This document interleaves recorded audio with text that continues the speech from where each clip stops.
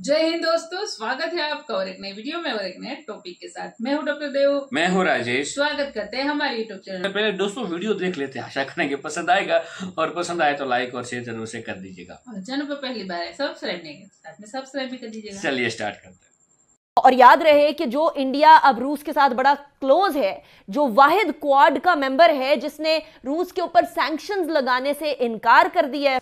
For the first time in history, Russia sent 2 trains of coal to India via International North-South Transport Corridor.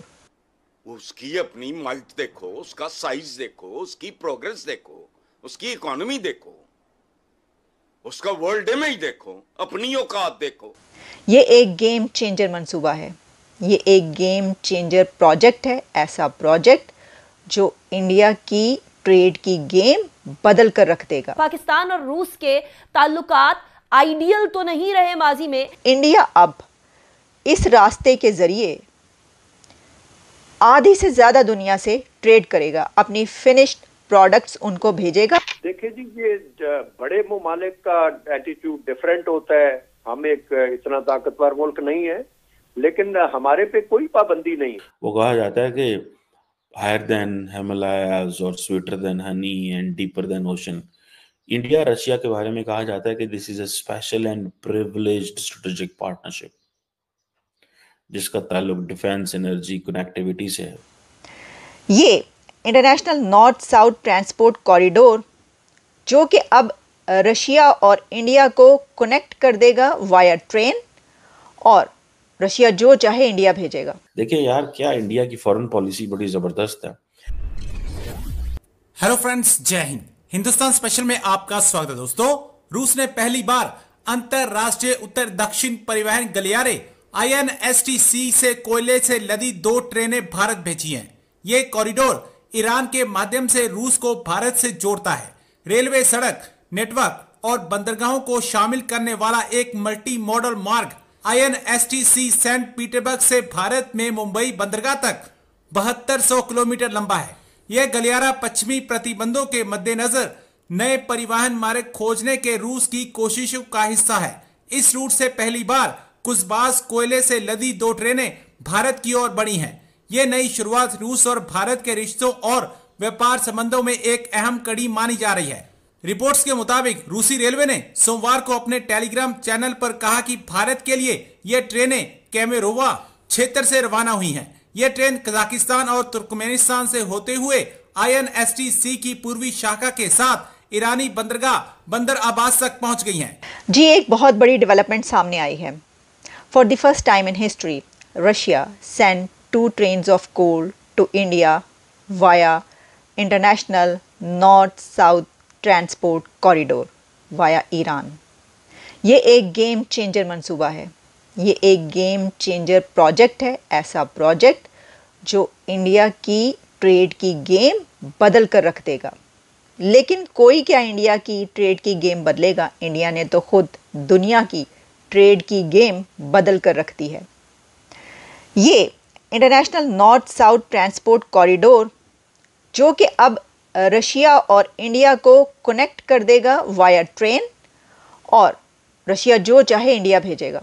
देखिए, India तो पहले ही Russia से धड़ाधड़ सस्ते दामों तेल खरीदता रहा है, तेल खरीद रहा है। ना सिर्फ तेल खरीदा इंडिया ने, बल्कि उसको साफ करके आगे भी बेचा। जिन कंट्रीज़ को चाहिए था, यूरोप तक इंडिया ने वो तेल बेचा है।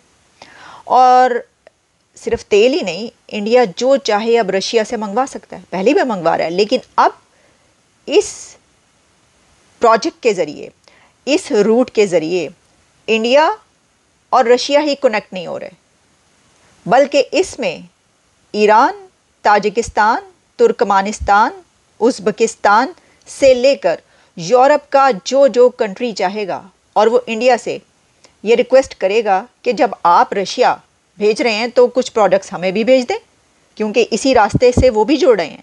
ये जो रास्ता है, ये जो इंटरनेशनल ट्रांसपोर्ट कॉरिडोर है, इस रास्ते पर ऐसे वो तमाम मुस्लिम कंट्रीज़ हैं कि जब वो ये ट्रेड होते देखेंगे तो वो फ़ौरन ये कहेंगे, ईरान के थ्रू, ईरान तो शामिल ही है इसके अंदर, लेकिन जो उससे जुड़े हुए और कंट्रीज़ है वो कहेंगे कि हमारी तरफ भी भेजें भाई।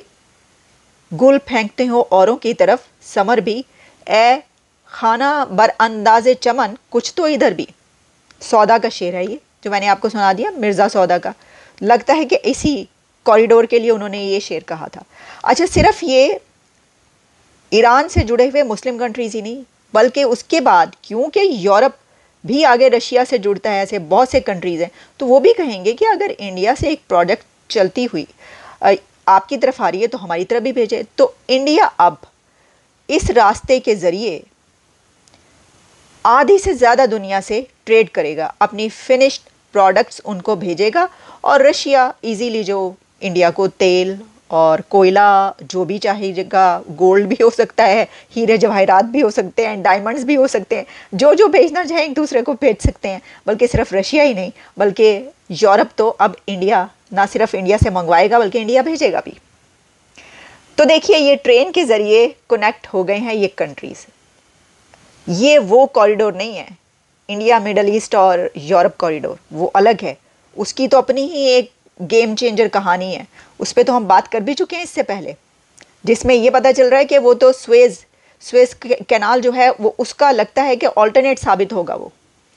लेकिन आपको याद होगा कुछ अर्सा पहले अफ़गानिस्तान वीट भेजनी थी इंडिया ने, तो इंडिया ने पाकिस्तान से कहा कि जनाब ये आपकी तरफ से भेज दें। उस वक्त बड़ी वहाँ पे कहत पड़ रहा था अफ़गानिस्तान में, बहुत जब मुश्किल की सूरत हाल थी और फूड वहाँ पर बहुत शॉर्टेज हो गई थी, तो उस वक्त पाकिस्तान ने भी वीट भेजी थी। कई दुनिया के कंट्रीज़ ने जहाँ पे वहाँ पे वीट भेजी, तो इंडिया ने जब वीट भेजने के बाद उन्होंने पाकिस्तान से कहा कि ये वाघा बॉर्डर के रास्ते होते हुए जो है हम इधर से भेज देते हैं। पाकिस्तान ने मना कर दिया। अच्छा, हमने बहुत ज़ोर डाला, हमने उसके ऊपर कई प्रोग्राम्स किए, पूरा मीडिया इसके ऊपर बोलता रहा कि भाई क्यों नहीं भेज रहे, ये अच्छी बात है, एक तरीका निकल रहा है, आपस में भी ट्रेड कीजिए और ये भी करें। पाकिस्तान ने ना कर दी।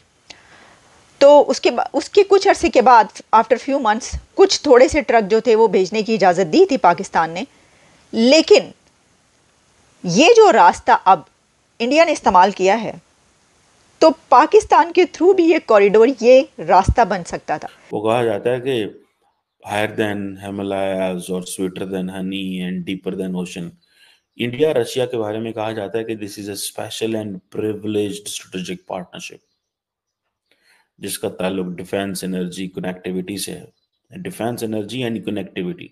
डिफेंस, अगर रशिया इंडिया को मिलिट्री हार्डवेयर नहीं देता तो इमेजिन करें कि India can not make it's military hardware, तो इंडिया की क्या पोजीशन हो। ये तो अभी इंडिया के पास पैसे आए थे तो स्टार्टेड पाएंगे। एनर्जी की जितना तेल है, सारा कुछ, ये सारे एनर्जी, गैस और एनर्जी की जो जरूरियात हैं वो कौन पूरी कर सकता है? इंडिया की, रशिया ही तो पूरी कर सकता है, या फिर मिडल ईस्टर्न ममालिक लगे हुए हैं। और इसीलिए इंडिया अपनी सप्लाई चेन एनर्जी की मेंटेन करना चाहता है। याद रखें, इंडिया अगर अपनी एनर्जी की सप्लाई चेन मेंटेन नहीं करता, 140 मिलियन 1.4 बिलियन लोगों का मुल्क है, याद रखें वहां पे बड़े सीरियस मसले पैदा हो सकते हैं। सो इंडिया अपने डिफेंस के लिए भी रशिया पे डिपेंडेंट रहा है, एनर्जी के लिए भी है, और कनेक्टिविटी। थैंक यू दोस्तों, वीडियो को यहाँ तक देखने के लिए। वीडियो दोस्तों यहाँ पे समाप्त करेंगे, आपसे विदा लेंगे, मिलेंगे और अपने वीडियो में आपके साथ। टिल देन, जय हिंद, जय भारत।